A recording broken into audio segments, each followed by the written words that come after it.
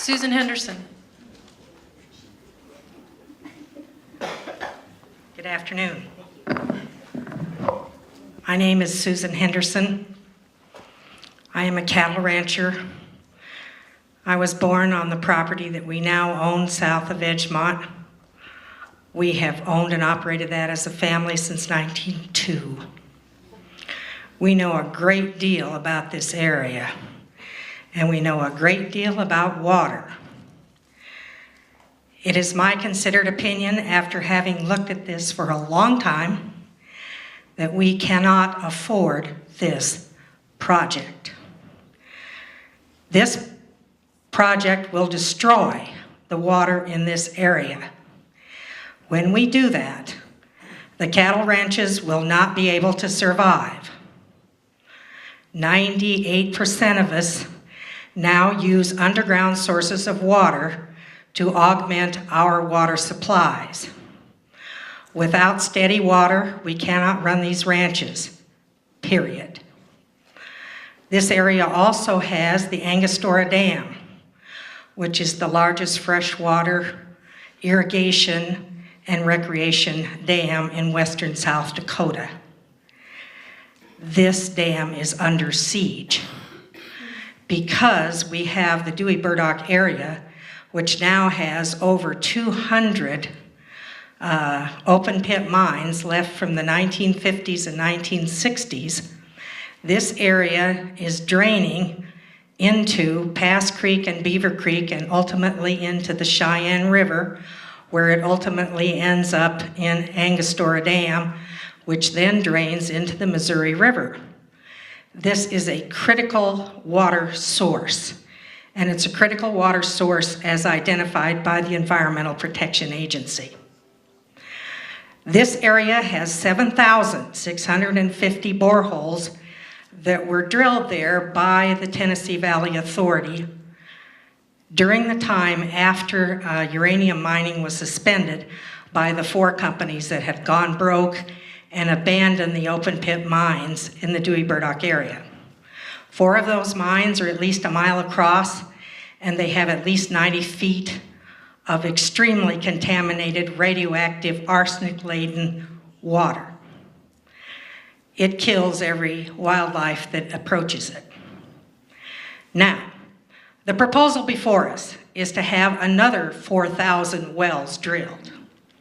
And these can ultimately be sold, the permit can be sold, and we can use this for dumping oil and gas fracking waste and radioactive sludge from the operations of a uranium mining operation that may or may not take place here, or ones that are already taking place in other places. This is a disaster waiting to happen. What will happen here is that the already fissure-laden structure underneath this area will begin to move water toward the aquifers. I submit to you that many wells exist in Fall River and Custer counties. I am aware of at least 2,500 that are registered with the state of South Dakota. I myself have an Indian Cara well of extremely good quality on my cattle ranch just south of this project. Without that well, my ranch would be basically worthless.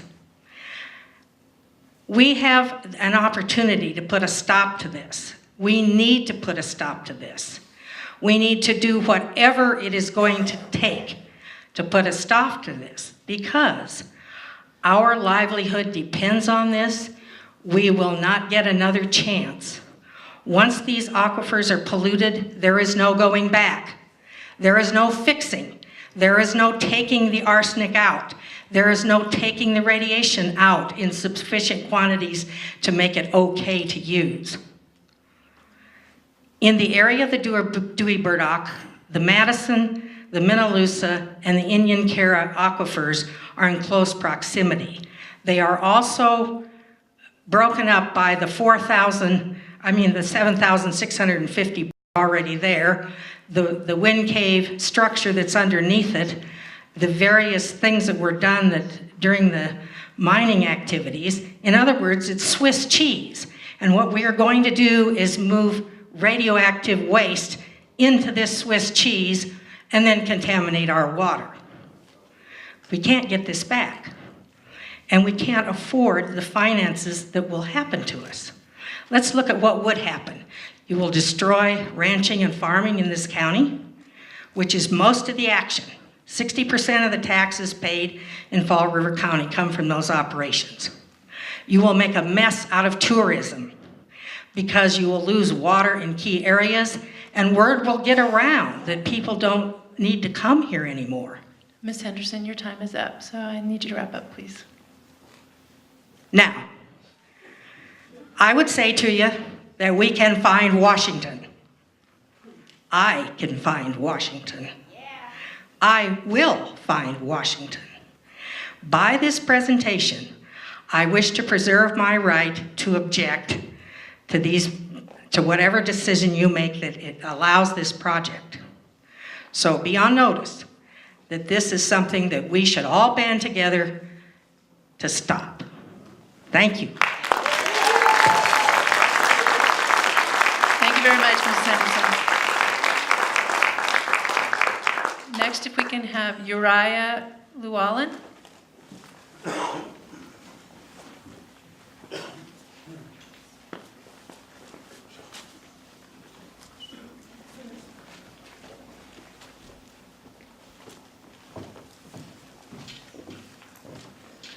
Good afternoon.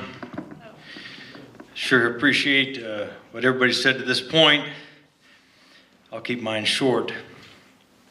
In regards to the in situ uranium mining in the Dewey Burdock area of Fall River County and Custer County in South Dakota, I have grave concerns for giving an aquifer exemption for the Mereino to deposit waste in Class 5 deep injection wells or Class 3 wells in the in situ mining of uranium. My well is in the Mereino aquifer, and waste with any radioactive or other chemical allowed in the drinking water on purpose or by accident would possibly contaminate my well.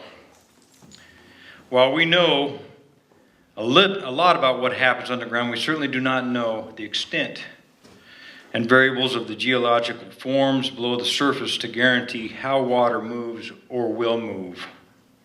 Compounding this is the presence of numerous exploratory wells that have been drilled in the past. These wells have not been filled, cased, or capped. The Class 5 wells, according to the EPA site, are for waste that has been cleaned and will not contaminate U.S. drinking water. The problem is monitoring this procedure. The mining industry cannot be trusted to self-monitor, and the EPA has not done a good job in the past. Mistakes and violations once made cannot be remedied.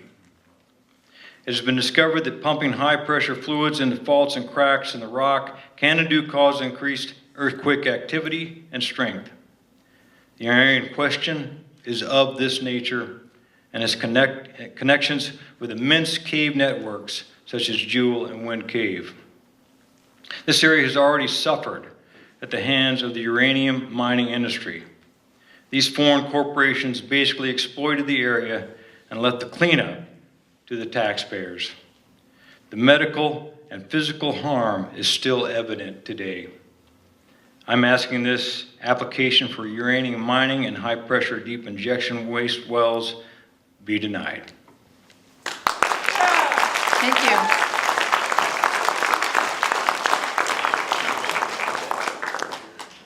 Rajni Lehrman.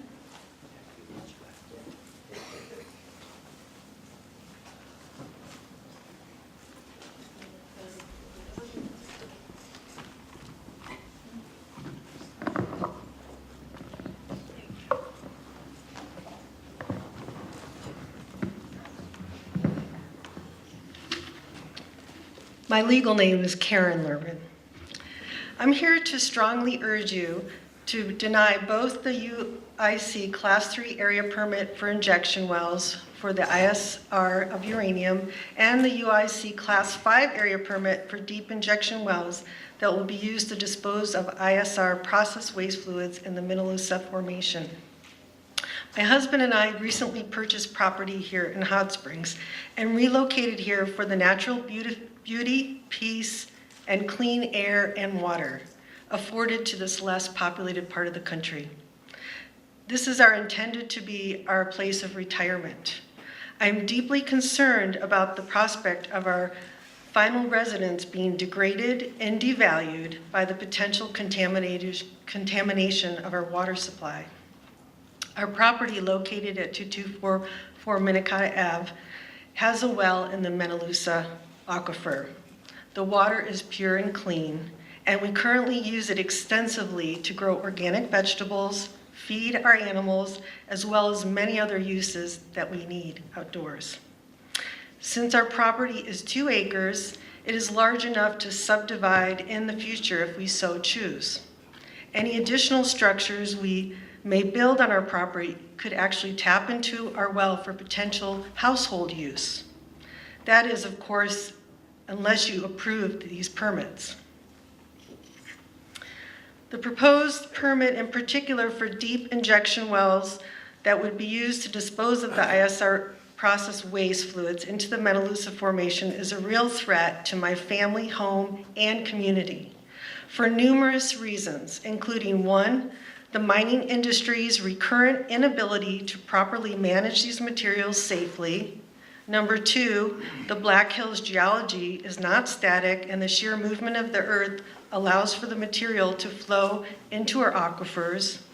Number 3, uranium is known to cause harm to human health.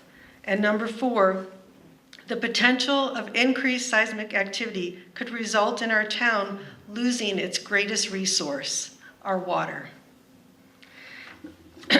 In my letter here that I'm submitting today, I have researched and noted specific scientific articles showing evidence to support each of the reasons I just listed. And that is why I'm asking you to deny these permits.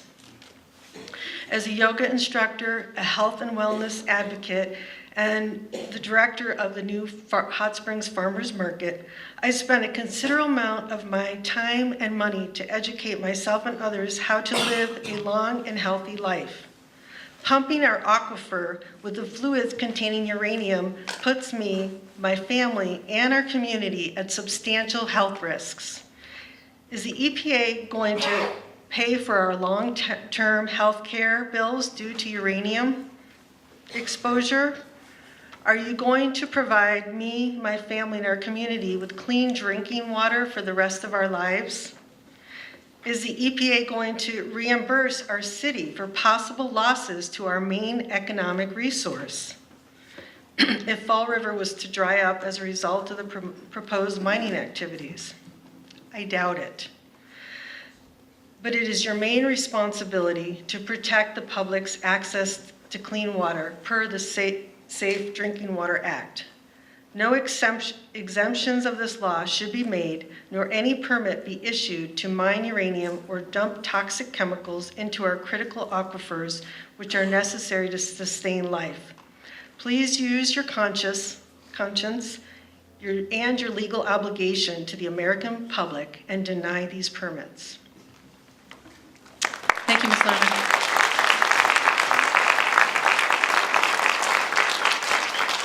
John Davis. Oh, that problem there.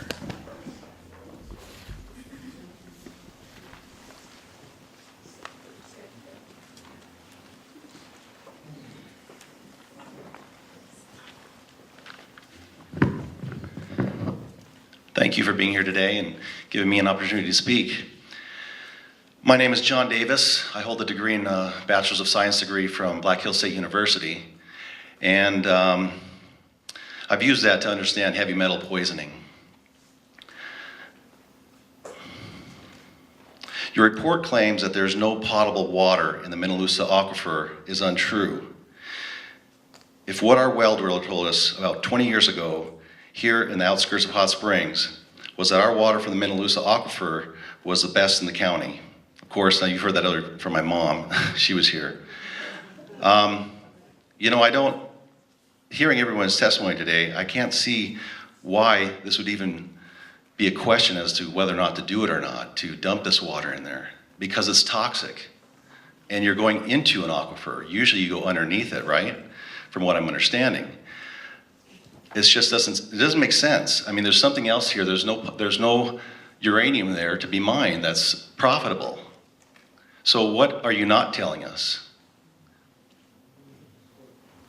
I read some reports from Lindsay McLean. She's a environmental microbiologist and a biochemist, well known, and she reports on the effects of heavy metal poisoning and the ill effects that it produces.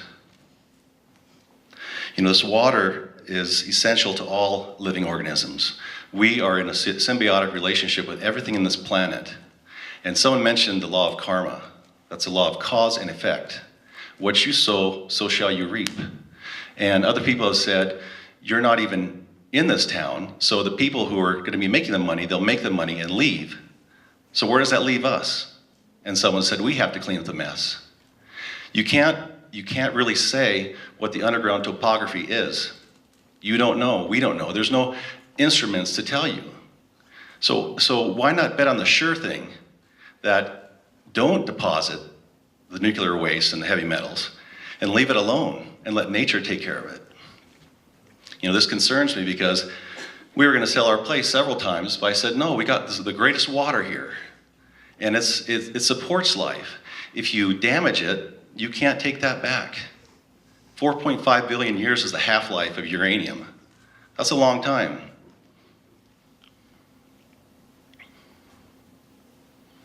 And the law of karma is exacting.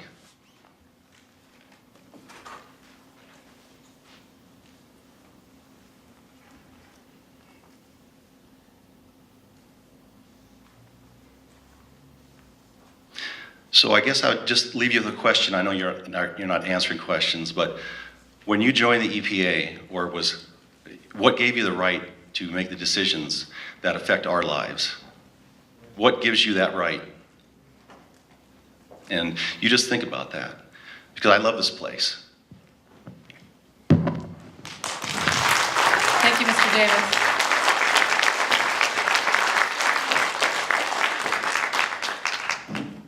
April Smith.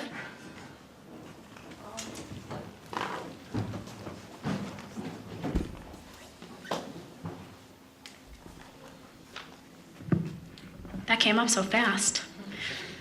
I want to thank Mr. Davis because I had this concise thing I was going to say and not be emotional. And I really appreciate that he went there. So thank you. I think that companies like Power Tech come into places like South Dakota because the population is so small and people here, they work hard every day and they just try to get by and they don't have time to come to things like this, and they can't educate themselves about what's really happening to the land and the water. And so I would encourage everyone here to try and express what's happening and hopefully get more and more people on board to expressing to the EPA during these types of open comment periods to oppose the permits and the aquifer exemption. And big companies like Power Tech come in, they do what they want to do, they say what they want to say to get the whatever they want to do going. They pollute our beautiful land and water, and then they leave. I worked on a Superfund site, and I didn't know it. And it was in the District 9, is that your district? 8, okay, but through Denver, is that correct? Salt Lake, is that? We're in Denver. But you cover Salt Lake? Yes.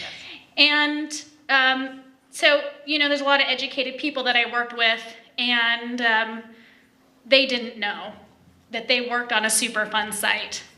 So, the idea that, having open and, conversations and, people educating each other happens, it takes a lot of work, even when it just blows my mind. So please don't allow these permits because it makes people sick. It's our water. We can't get it back. Thank you. Thank you, Ms. Smith.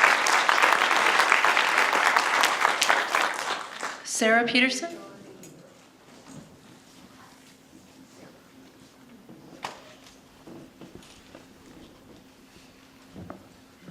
My name is Sara Peterson. I moved to Hot Springs in 2002 because of the abundant, clean, pure spring water here. I moved from Colorado after spending my childhood in Breckenridge, Colorado, I moved to Golden, Colorado, and then to Boulder. In the 1970s, I became involved with the Rocky Flats Truth Force, a group of people who wanted the truth about the Rocky Flats nuclear weapons plant to be exposed. I watched friends who got high-paying jobs at Rocky Flats right out of school. They turned yellow, then they turned green, then they turned gray, and then they died. The whole time, the information coming out of Rocky Flats was the levels of radioactivity were safe and below normal ranges. In 1983, I took my 18-month-old daughter to a protest on the grounds above the plant. A few years later, when the plant was closed due to radioactive contamination, the EPA came to clean up the underground plant, and the plans for the ground above was for an open space. The EPA found the levels of radioactivity were so high the ground was not even safe for day use, and it stands empty and fenced off to this day. I drove from Golden to Boulder when I was attending CU. I went right by Rocky Flats. I always thought as I was passing I would just hold my breath. While attending CU, I was an art major with the focus on pottery. In the glaze room, where I formulated glazes from mineral powders, there was a large jar with the skull and crossbones on it, and a sign, vanadium oxide. It was a beautiful yellow, and I experimented with it. Today, I know vanadium is radioactive, and I carry that in my body. I am in the 97th 0.5 percentile for vanadium. In the 1970s, one of my many geology classes I took in college, we went on a field trip. It was in paleontology. We took a field trip to the old limestone quarry right across the highway from Rocky Flats. We were digging in the radioactive limestone for marine fossils. People believed that this was safe. I carry uranium in my body today. I am in the 95th percentile for uranium. In the 1960s and 70s, the public was not educated about radioactivity and believed the propaganda the mining, power, and weapons industry fed us. Today it is different, and we know the dangers of radioactivity. It's ironic that the picket signs for Rocky Flats nuclear power plant I used to paint were, "Don't kill me before the enemy." None of those nuclear bombs made at Rocky Flats have ever been used against any enemy. The radioactivity released making all those bombs still contaminates the earth and many who live there. I have been an organizer for a group of citizens in the Southern Hills working to educate the people of Fall River and Custer County about radioactivity, uranium, and the in situ leach mining. I'm handing in Dr. Moran's hydrology testimony from the NRC hearing, and I'm also submitting you my tests, my hair tests that show all the heavy metals and radioactive element levels. And I ask you, please protect us, protect me and all the people here. I don't want any more uranium or radioactivity or heavy metals in my body. I have enough. and I don't want to have to move. This is my home.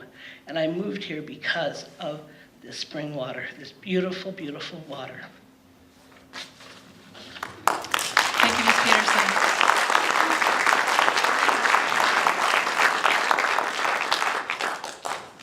We're going to take a 10-minute break, so we will start up again at about 3:37. 47, sorry. Taje Machiapia. Na Pine Ridge, Ekta Alwati. My name is Deb Tobacco, and I live in Pine Ridge. I'm a member of the Ogalala Lakota Nation, and my interest in being here today is to, like all of you, have a say in the preservation and protection of our clean drinking water. And for me, as a Ogalala Lakota, it's simple. When there's a lack of clean drinking water, there's no peace or justice. Short-term profits for the sake of short-term gratification is asinine. It's ecocide and genocide. People will have to move out of the area due to no drinking water. It will cause diaspora. Diaspora to an indigenous is genocide. It's good to see all the people here that share the same ideals of clean drinking water as I do. I really appreciate that. For a long time, as a Native person in Ogalala Lakota, we talk about and actually have to fight for clean drinking water. And I don't think that's the way it should be. I think if we all stop and take a look at the impact that it will have on our families of our future generations, the impact is great. And I think we need to look at it from the perspective that we're all in connection to one another, and we are all indigenous to this planet. And it's all of our responsibility to ensure that not only our lifespan, but the lifespan of our children, our great-grandchildren, are always looked after and always put first and foremost. Thank you. Lamaya. Thank you. Martin Bates.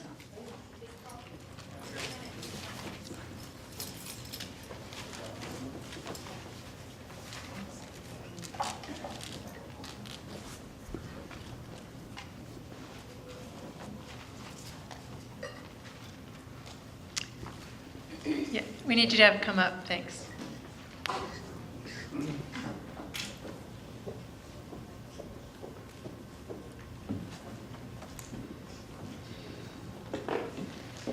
Hello, my name is Martin Bates. Is this okay like this?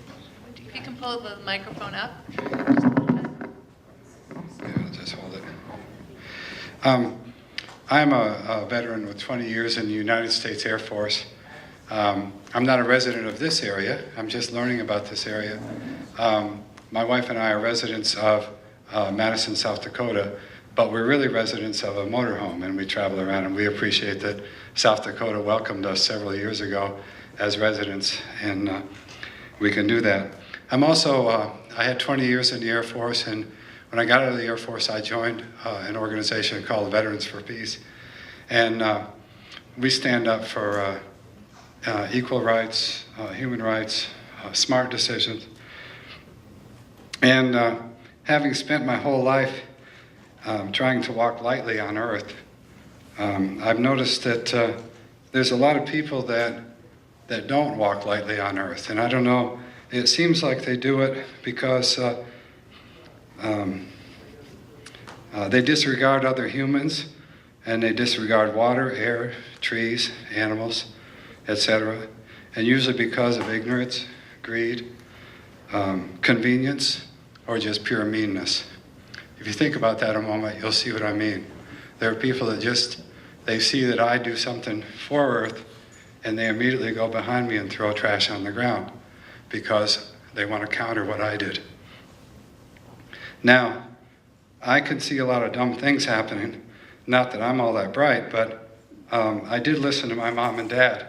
And as I read about this thing, I have a few points. My folks taught me to clean up the mess after I did a project and before I started a new project. And as we travel around the U.S., we go to national parks and we go to state parks and we go to places where other indigenous groups are fighting pipelines or whatever it is. And everywhere we go, we see messes. We see messes that industry like this industry Dewey, I can't say the last name they've done, but what this industry is going to do and what they've done already, we see messes everywhere. They won't clean up the mess. And you know, that's a simple thing that we learn in kindergarten, is clean up one mess. When you get done with the project, clean it all up, and then come and do the next project. So they ought to do that. This in situ mining is an experiment. We've been reading about it ever since we've been following this. We've been traveling all the way through California and other places, and we've learned about this, so we've been looking forward to coming here, my wife and I. And so we've been learning about this a little bit, and it really is an experiment. They don't know that water is going to be safe. They don't know that it's going to stay where it's supposed to stay. We've had a lot of evidence that it's not going to stay there. So I don't think they should play with these people's lives out here for an experiment. There's scientific ways of doing experiments, and it's controlled, and this is not controlled at all. And I will say, with all due respect, the EPA has got a terrible track record when it comes to overseeing cleanup. Again, I mentioned the cleanup, and we've been places where there's messes. The fracking around Chaco Canyon, you could not believe it, and the EPA is supposedly watching that. In fact, any of these public hearings I've ever been to related like this, it's more of an opportunity for the EPA to make a check in a box on a checklist than it is to listen to your comments. So I encourage you to make your comments and make them strong. Thank you. In the Air Force, I was trained in shelter management. I was trained how to use a Geiger counter, how to put on a chem suit, how to clean somebody else off if they got chemical, and a chemical attack was the enemy. I want to mention too, by the way, that I swore, I see other veterans here too, and you'll correct me if I'm wrong, but we swore an oath to protect this country and the people of this country against all enemies, foreign and domestic. And I see domestic energies in places like this. So, sorry, I'm getting excited here. But I learned how to use a Geiger counter, and I also could see what radiation can do to people when it's ingested. So most of this radiation you're talking about here is if it's ingested or breathed. Other radiation, if you touch it and get close to your skin, it affects you. I've learned how to decontaminate.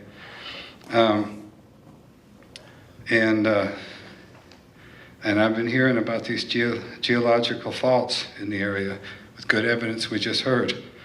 And I just wonder if the DB is allowed, which I wouldn't be surprised at all, even though I've heard this wonderful testimony, if they go ahead and get their permits granted. If they're allowed, are they going to issue Geiger counters and teach people how to use them? Are they going to issue chemical suits so people can put them on? Are they going to teach them how to sorry.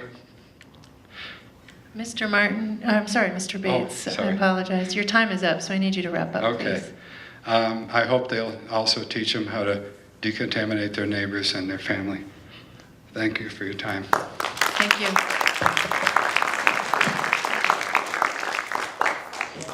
Sofia Blackcloud.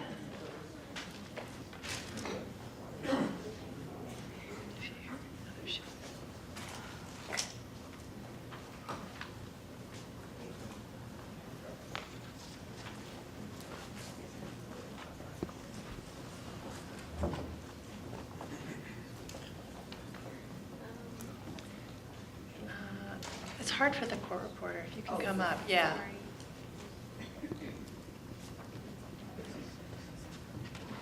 For those who just came in, we're having everyone speak at the podium up here because it's very hard for the court reporter to to see you because of the lights down below to make sure she's getting every word.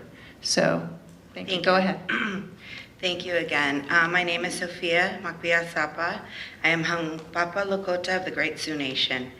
I spoke at yesterday's hearing and I was unable to speak on certain matters due to my nerves and emotions. They are rooted in these Black Hills. But I'm here again to speak regarding protecting our waters and the oath that you took to protect my children and uphold my entire family's treaty rights. The problem we have here today is that uranium contaminates water with nuclear waste and poses a direct threat to our drinking water. Uranium mining only profits private companies' pockets, disregarding human life, our resources, and the health of the people who oppose uranium mining in the Black Hills of South Dakota.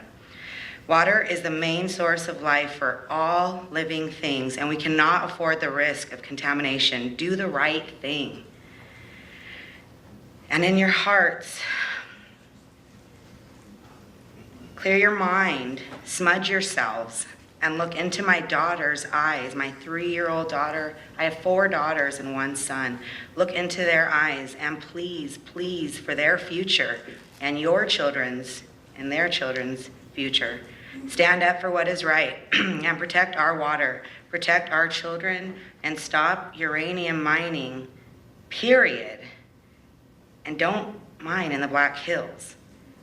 And clean up the existing mines that are currently left unattended and uncared for and were not disposed of properly before you even think of mining again anywhere else.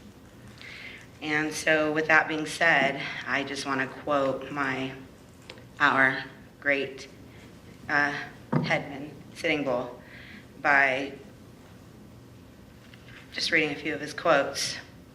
And let us put our minds together and see what life we can make for our children. And another one, the white man knows how to make everything, but he does not know how to distribute it. Thank you. Thank you, Ms. Blackcloud. Tonya Stines.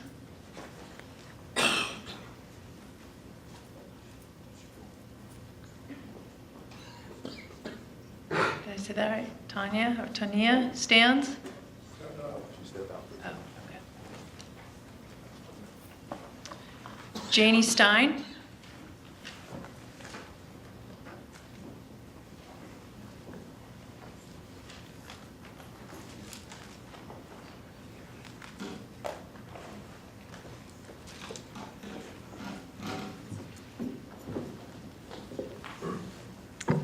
How's this? Closer? How's that? So my name is Janie Stein. I'm a legal resident of South Dakota and I vote in Lake County. I value the rights of the Lakota people who never ceded the Black Hills.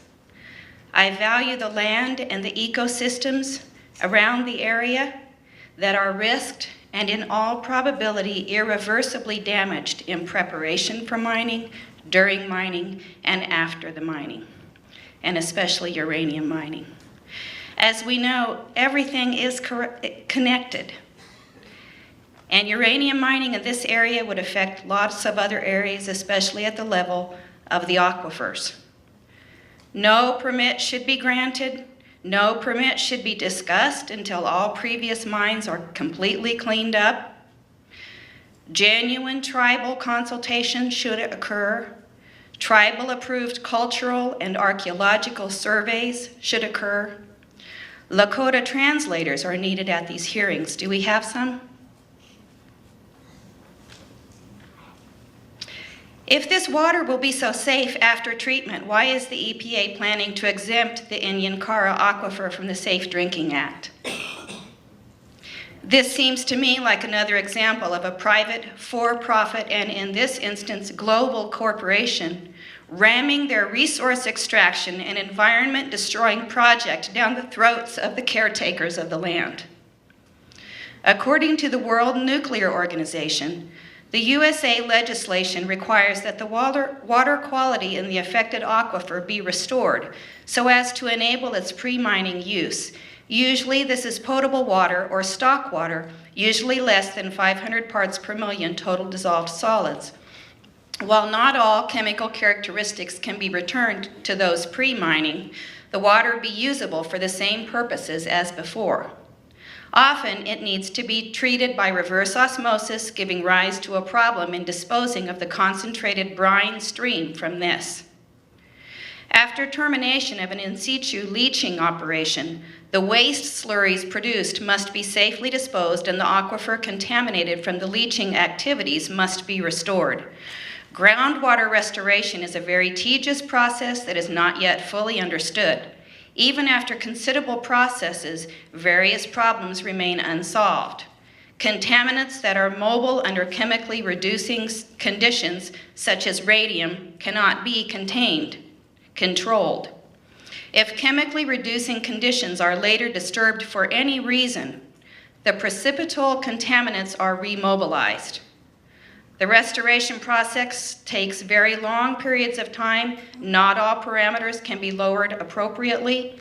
The restoration scheme applied in some of these situations that the document is talking about was applied as the first two steps mentioned should be done. It turned out that the water volume of more than 20 times the pore volume of the leaching zone had to be pumped, and still several parameters did not reach background areas. So relaxed groundwater restoration standards have been granted at these and other sites since the restoration criteria could not be met. Until the abandoned mines are cleaned up, there should be no consideration of new mining. The track record of uranium mining is not good. The tribal sovereignty and cultural issues have not been genuinely addressed. A relaxed standard for contaminated water is not proper stewardship of our natural resources and turns the EPA into an oxymoron. We all know that water is the basis of life. Please do the right thing and deny this project, as the risks are not worth it. Thank you. Thank you, Ms. Stein. Endonis Moreino.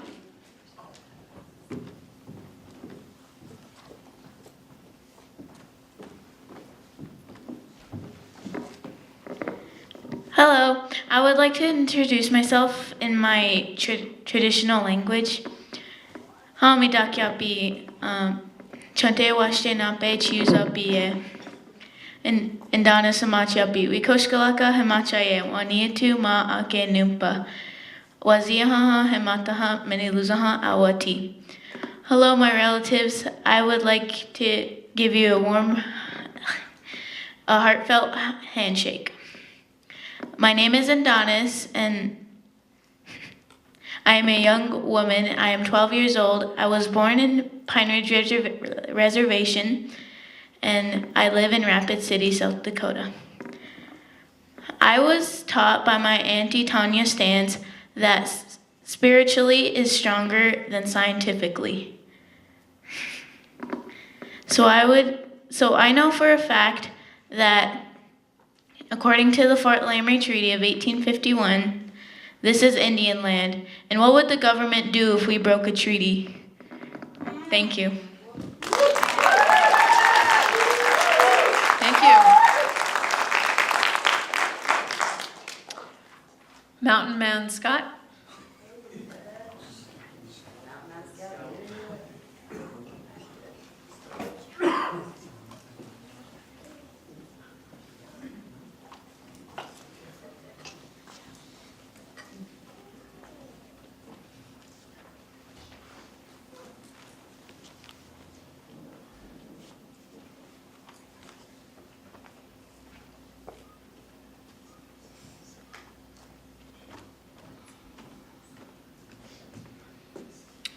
Miigwech Gichi Manitou, Miigwech Haki, Miigwech all my relations.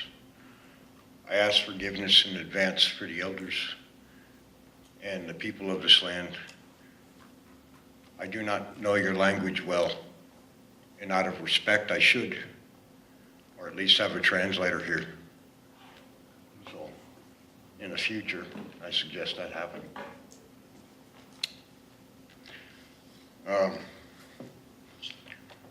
Thank you for allowing us this time to speak. I'm a water protector. I heard it said that you also are a water protector. I can't think of a higher honor, at least for me. But it goes beyond water. It's all life. I don't get paid financially to be who I am. I am who I am because I was created to be this, and I'm grateful. I had the opportunity not long ago up in Standing Rock to stand with some of the finest men, women, and children that I've ever had the honor of knowing in my life. Stand up against great atrocities, much like many that have happened well over 500 years, and many that happened that were far worse than what we went through. It shames me to know that these beautiful people from here have to continue to fight the same battle over and over and over and over, simply so they can remain here on the lands that they were born on and their ancestors held in great regard and cared for, intended to have to protect them so that their children no longer have to be poisoned. This is wrong. Every bit of it is wrong. It disgusts me. And I have no understanding how it could not disgust you. I hope it does. When you go home, please, look in your children's eyes. Look in your mother's eyes. Look in your grandmother's eyes. Look in your dog's eyes, in your cat's eyes. Would you like them to be poisoned? Do you think that's fair and proper? Technically, you don't even have a right to be on this land doing the things you're doing. The things that you've done in the past, you haven't cleaned up or cared for. These things continue to poison these lands and these people. And then beyond that, we have ranchers here who raise beef to send out into market that your families across this country are going to consume. Please consider these things. Have a good day. Thank you.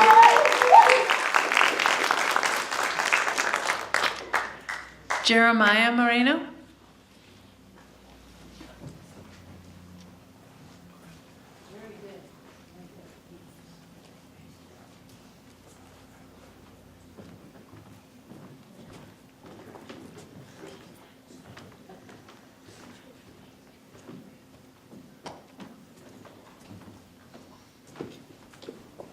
He wasn't Jeremiah.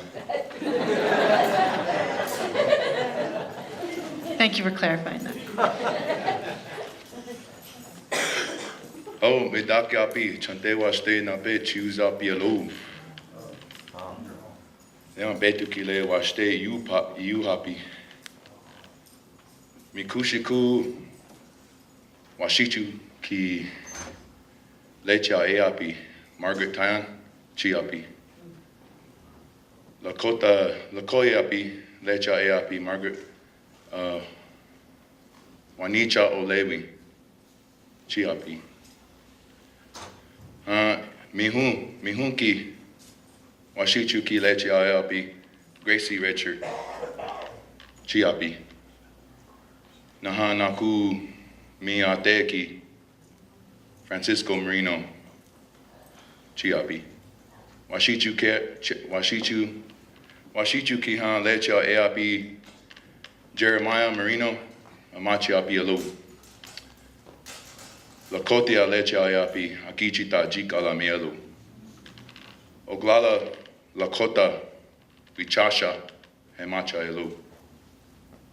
Na Naku Washichu. Nanaku Spiola, Nanaku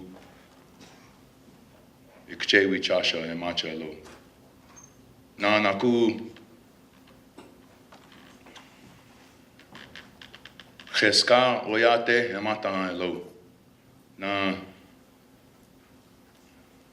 Mini Luzaha Awati. Wani etu kile na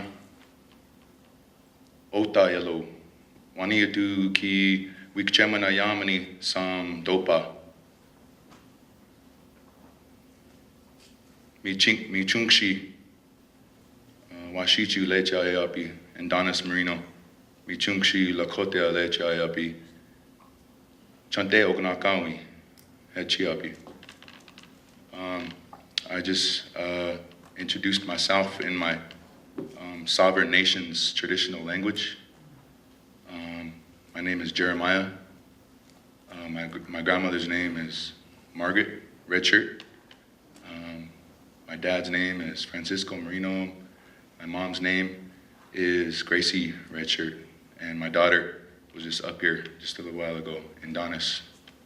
And we all have Lakota names. And I introduced myself to all of you and to you up here, and in our traditional way that makes us relatives now. So a lot of just wanted to express some stuff.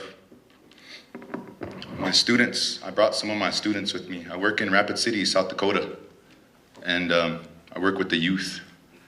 And I work in West Middle School and Southwest Middle School, and we have an after-school program called Ateapi. And there, you know, we have a good time, and my students, you know, I express a lot of knowledge to my students, and they express a lot to me. One of the things that they expressed to me is that they wanted to be here today, so I brought them. And they're not my students really. They're my nieces and nephews. That's what I call them. I wanted to tell you a little bit about what they did today. On their own, they walked down to the little arbor and they got some water. They tasted it and they put some in a bottle and they started drinking it on their walk over here from over there. And it warmed my heart up to see that, to see them sitting over here, wanting to get up and do something and make a stand for what they believe in.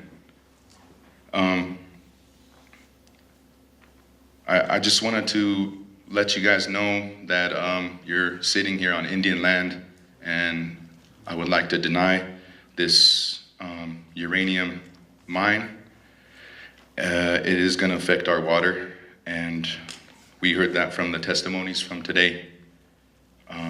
Just let me remind you, 1851 Fort Laramie Treaty, that this is all illegal anyway. So, Dona ana junta pilamayalo, wobila tanka chichi apelo. Thank you for listening, and have a good day. Thank you, Mr. Moreino. Angelina Rojas.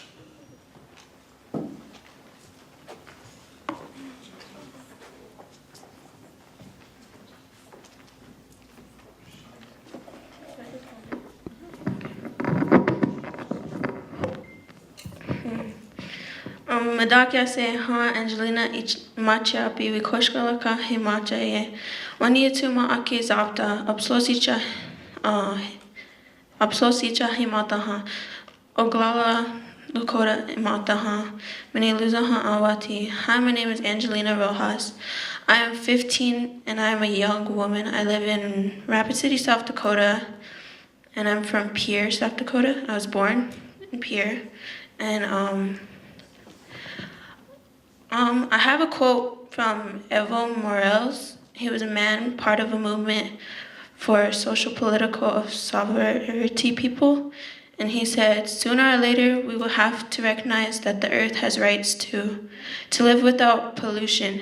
What mankind must know is that human beings cannot live without Mother Earth, but the planet can live without humans. My peoples are here spiritually. Our ancestors watch over us. If you heard the creation story, you will learn. We need to respect our Mother Earth, to think that the future generation and our children will have to grow up in a world where we cannot respect our Mother Earth and only think of themselves and their profits. To my point, would you like your children, your grandchildren, the future generation to live in an environment that could have been protected if nothing at this point is done? Thank you, Palomea.